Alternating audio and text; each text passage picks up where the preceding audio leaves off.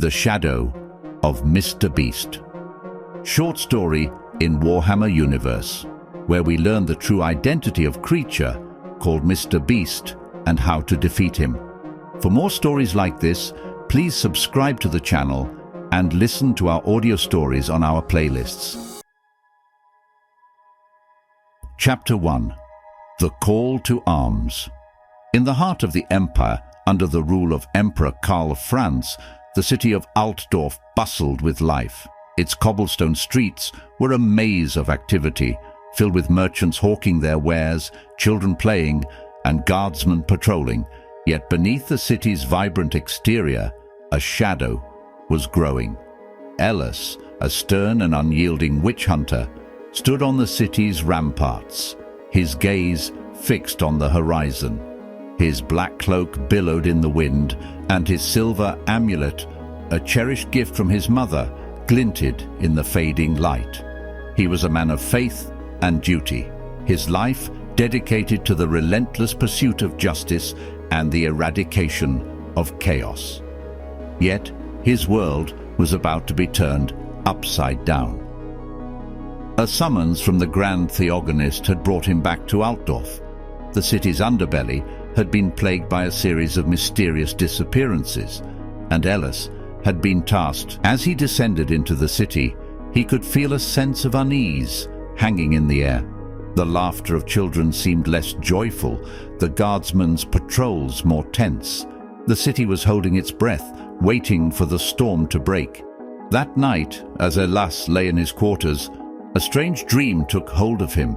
He found himself standing in a dark forest, the trees looming like silent sentinels. A figure stood in the shadows, its face obscured. Yet there was something eerily familiar about it. The figure raised its hand, revealing an amulet identical to the one Ellis wore. Then, with a voice as cold as the grave, it spoke. "The beast is coming," it warned, before the dream faded into oblivion. Ellis awoke with a start, his heart pounding. The dream had felt so real, so vivid, and the figure, it had known about the beast. Could it be a message from the gods, a warning perhaps? Or was it simply a manifestation of his own fears and doubt? As the sun rose over Altdorf, Ellis set out to begin his investigation. He visited the homes of the missing, spoke to their families, and searched for any signs of chaos. Yet the trail seemed to lead nowhere. The victims had nothing in common, no shared enemies or debts. They had simply vanished as if swallowed by the night. Days turned into weeks, and Ellis found himself drawn deeper into the mystery. The city's underbelly revealed its secrets reluctantly, and the beast remained an enigma. Yet Ellis was undeterred. He knew that he was the city's last line of defense against the encroaching darkness. He would find the beast, no matter the cost. As he delved deeper into the city's shadows, Ellis could feel the weight of his duty pressing down on him. He was a witch hunter, a protector of the Empire. Yet he was also a man, with his own fears and doubts. The mysterious disappearances, the prophetic dream, the elusive beast. They were testing him, pushing him to his limits. Yet, amidst the darkness, a spark of hope remained. Ellis was not alone in his fight. His mentor, Reinhardt, stood by his side, offering guidance and support. A veteran witch hunter, Reinhardt was a beacon of wisdom and strength. He had faced the horrors of chaos and emerged victorious. If anyone could help Ellis unravel the mystery of the beast, it was him. As the first chapter of his journey came to a close, Ellis knew that he was stepping into the unknown. The beast was still a shadow, its motives and identity hidden. Yet, he was ready to face whatever lay ahead. He was a witch hunter, a servant of the Empire, and he would stop at nothing to bring the beast to justice.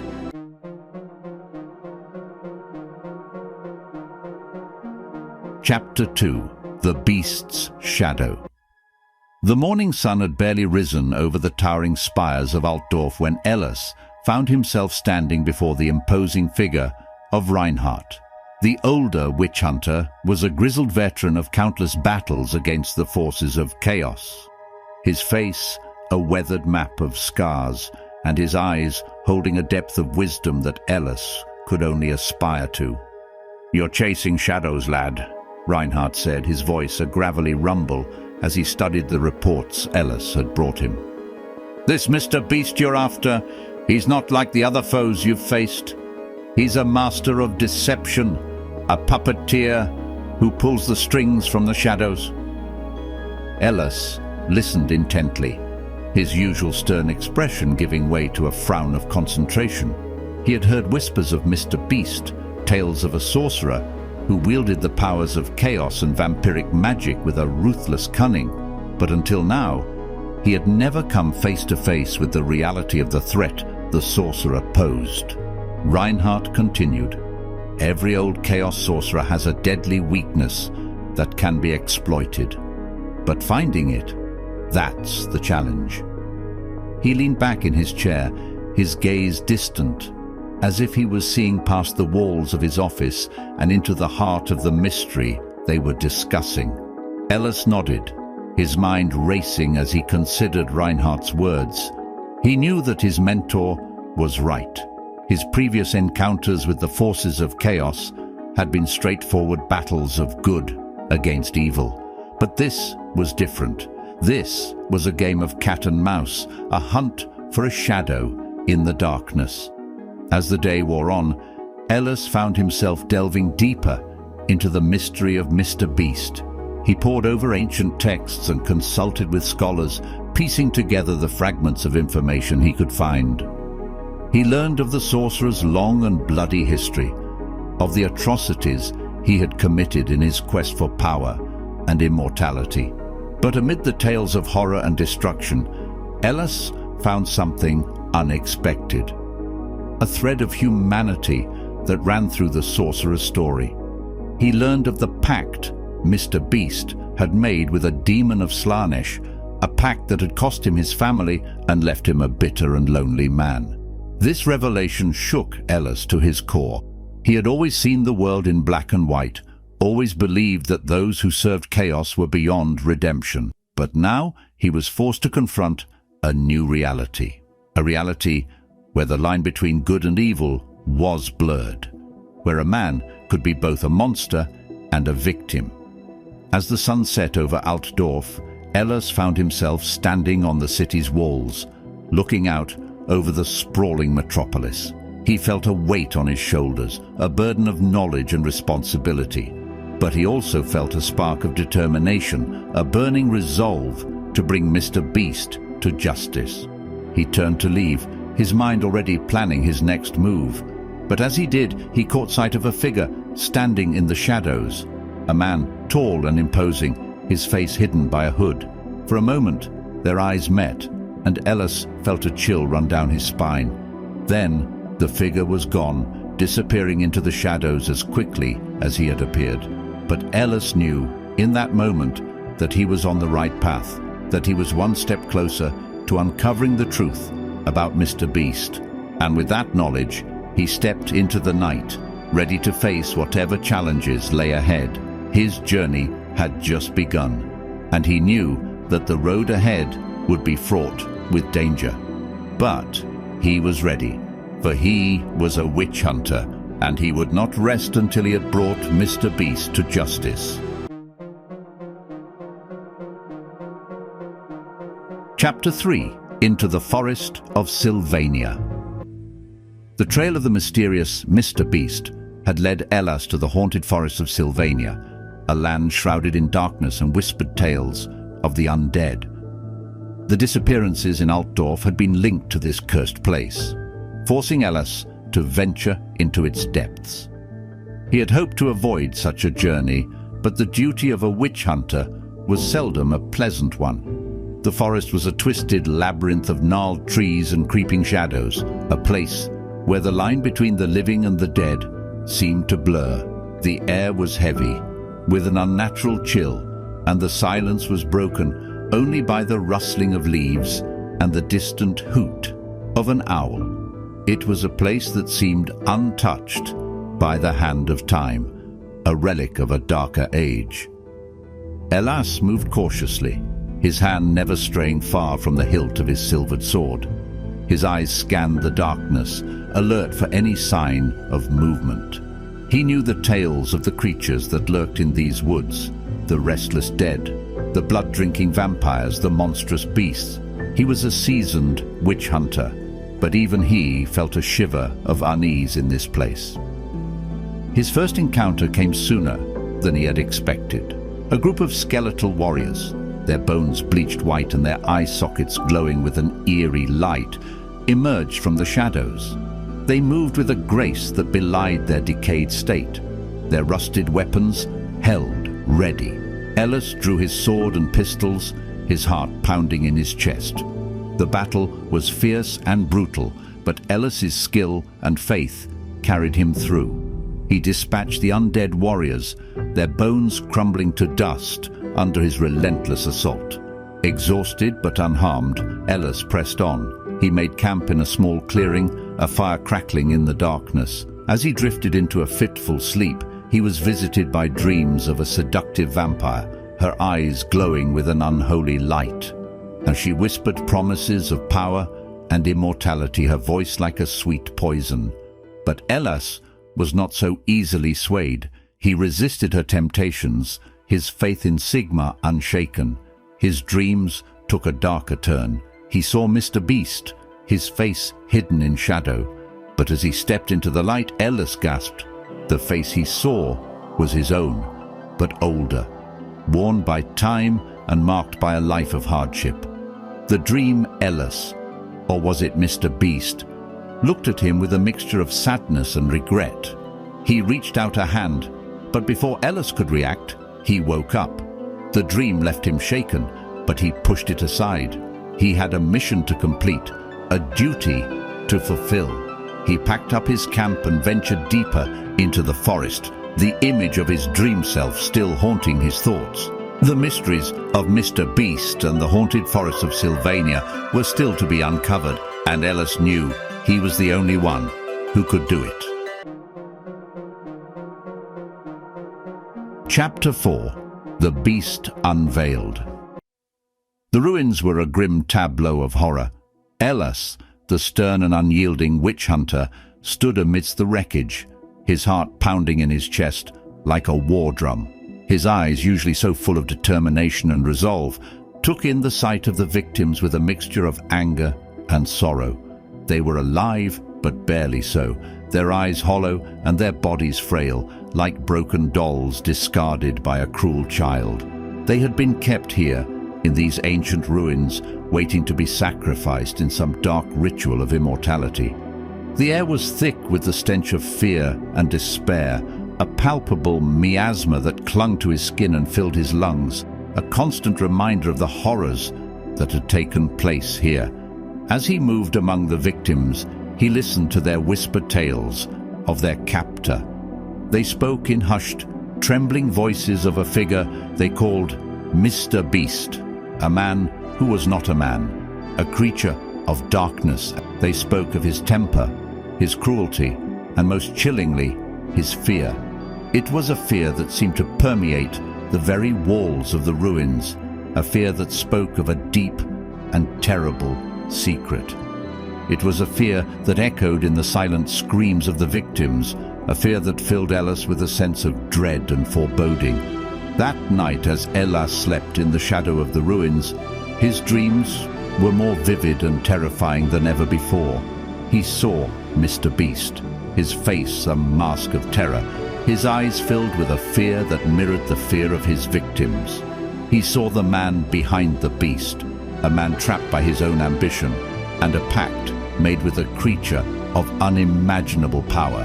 He saw a man who had traded his humanity for immortality, a man who had become a monster. The next day, as Elas searched the ruins for clues, he stumbled upon a trap, a seemingly innocuous plant, its leaves a vibrant green. As he brushed against it, a sharp pain shot through his body, followed by a creeping numbness. He tried to move, to call out, but his body refused to obey. He was paralyzed, trapped in his own body as the world around him began to blur and fade. In his paralyzed state, his mind began to drift, caught between reality and dream. He was visited once again by the vampire mistress from his dreams, her seductive voice whispering promises of power and immortality. But this time, there was another voice, a familiar voice that cut through the seductive whispers like a beacon of light.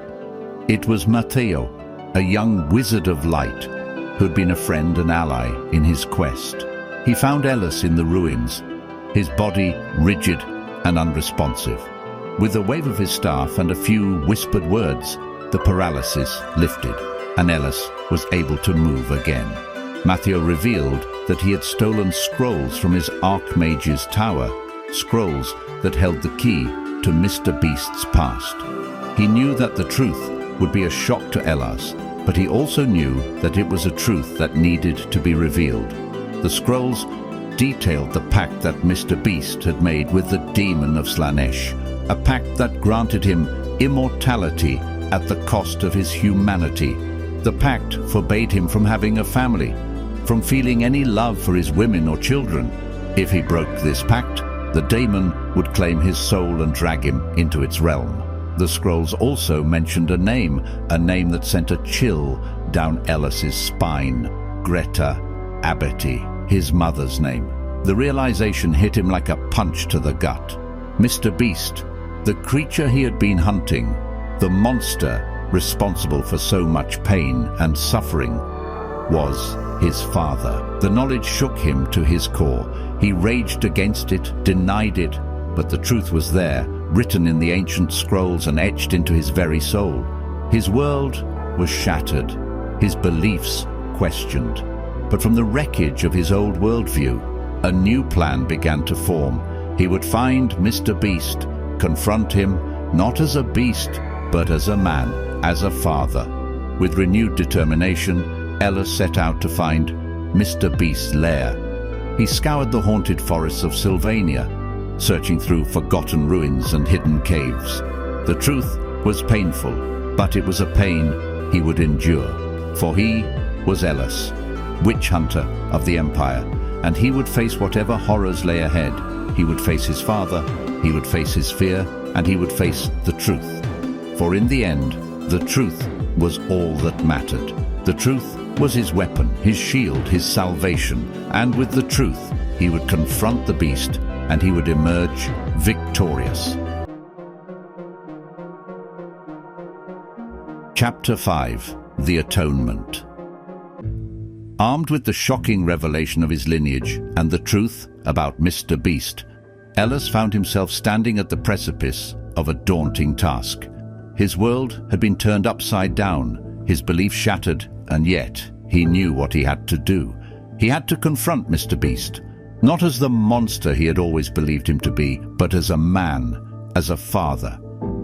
The haunted forests of Sylvania were a maze of shadows and danger, but Ellis moved through them with a newfound determination. His every step was a challenge to the darkness, a defiance of the fear that lurked in the corners of his mind.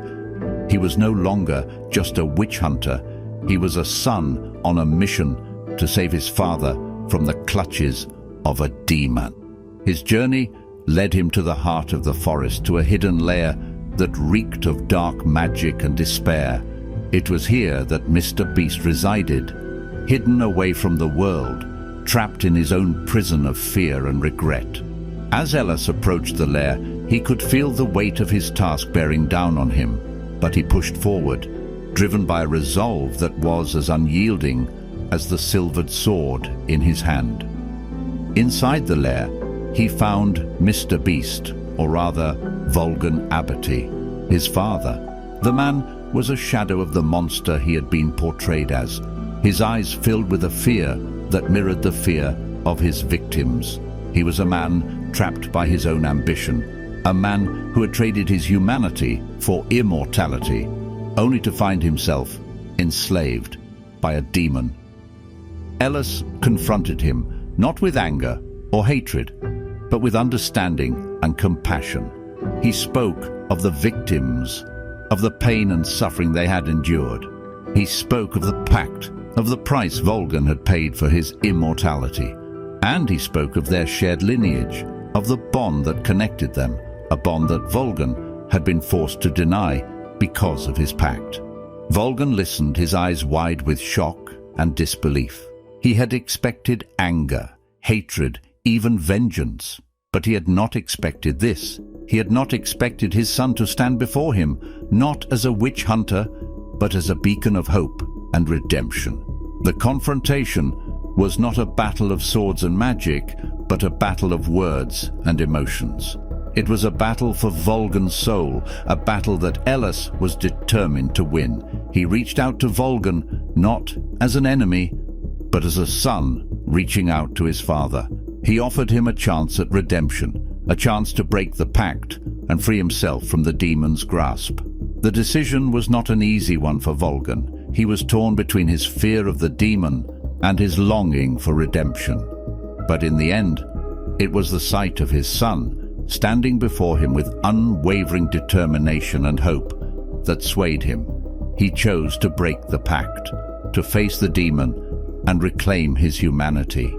In a moment that echoed the famous scene from a galaxy far, far away, Volgan looked at Ellis and said, "I am your father." Ellis, his eyes filled with a mixture of shock, relief and determination, responded, "At last."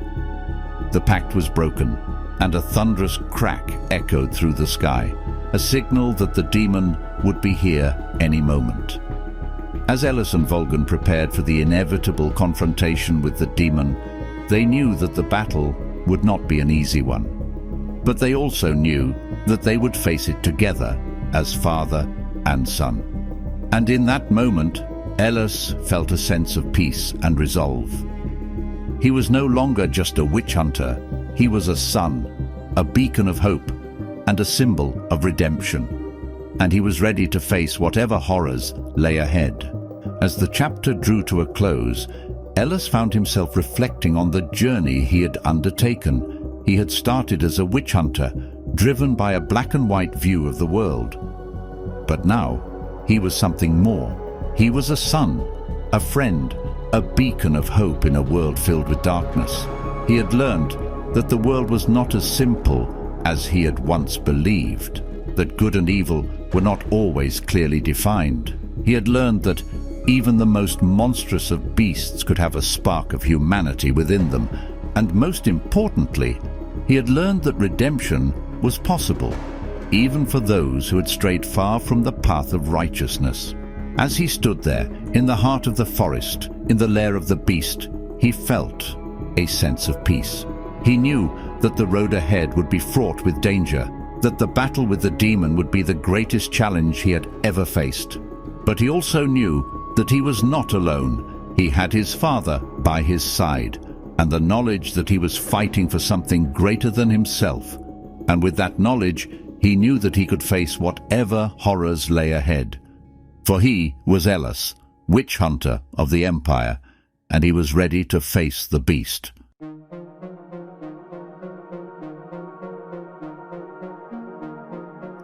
Chapter 6. The Return. The confrontation with the demon was as horrific as Ellis had imagined. The creature was a monstrous entity of pure chaos, its form shifting and changing with every passing moment. It roared with a fury that shook the very ground beneath them, its eyes burning with a hatred that was as old as time itself. But Ellis and Volgan stood their ground. They faced the demon together, father and son, united by a bond that was stronger than any magic or sword. They fought with a determination and courage that was born not just from their shared lineage, but from their shared purpose. They were fighting for redemption, for a chance to right the wrongs of the past, and they would not be denied. The battle was fierce and brutal. The demon lashed out with claws and magic, its power threatening to overwhelm them. But Ellis and Volgan fought back, their weapons and magic clashing with the demons in a symphony of chaos and destruction. They fought not just with their bodies, but with their souls, their every strike a testament to their resolve. In the end, it was Volgan who landed the final blow. He struck the demon with a spell of such power and intensity that it shattered the creature's form, banishing it back to the realm from which it had come. The demon roared in fury and despair as it was banished, its form dissolving into nothingness. With the demon defeated, Ellis and Volgan were left standing in the ruins of the lair, their bodies battered and bruised, but their spirits unbroken. They had faced the demon and won. They had faced their past and found redemption. And in that moment, they were not just father and son, they were heroes. The return to Altdorf was a journey of reflection and healing. Elas found himself looking at the world with new eyes, his perspective changed by the revelations and experiences of his journey. He was no longer just a witch hunter, he was a son, a hero, a beacon of hope in a world filled with darkness. But their return to Altdorf was not met with the celebration they might have expected. Instead, they were met with suspicion and accusation. The High Inquisitor, a stern and unyielding man, saw not the heroic act of defeating the demon, but the original sin of summoning it. He saw not the redemption of Volgan, but the crimes he had committed under the influence of the demon. And so Volgan was put on trial, his fate hanging in the balance. The trial was a tense and harrowing affair. The High Inquisitor was relentless, his accusations harsh and unforgiving. He painted Volgan as a monster, a servant of chaos who had willingly sold his soul for immortality. He dismissed the act of defeating the demon as a mere consequence of his own actions, a result of the pact. But just when it seemed that Volgan's fate was sealed, an unexpected voice of reason emerged. The Archmage of Light, swayed by the pleas of the young wizard, Matteo, stood in Volgan's defense. He argued that Volgan had been manipulated by the demon, that his actions were not entirely his own. He argued for mercy, for a second chance. And to the surprise of many, his words swayed the court. Volgan was spared the executioner's pyre, his sentence commuted to a life of penance and service to the Empire. It was a second chance, a chance to make amends for his past mistakes. And for Ellis, it was a victory, a sign that redemption was possible, even for those who had strayed far from the path of righteousness. As he stood in the bustling streets of Altdorf, looking up at the towering spires of the city, he felt a sense of peace and contentment. He had faced the beast, he had faced his past, and he had come out stronger. He was Ellis, son of Volgan, witch hunter of the Empire, and he was ready for whatever the future held. His journey had taught him many things, but perhaps the most important was the understanding that the world was not as black and white as he had once believed.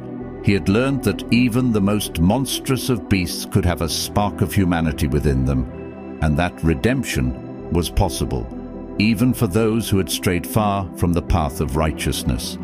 As he looked out over the city, he knew that his journey was far from over. There were still monsters to hunt, still wrongs to right, but he also knew that he was not alone. He had his father by his side, and the knowledge that he was fighting for something greater than himself. And with that knowledge, he knew that he could face whatever horrors lay ahead.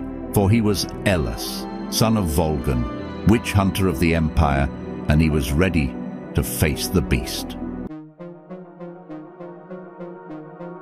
Thank you for listening.